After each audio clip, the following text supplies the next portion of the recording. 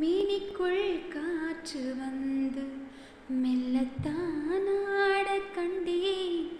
மங்கைக்குள் காதல் வெள்ளம் கங்கை போல் ஓட கண்டேன்.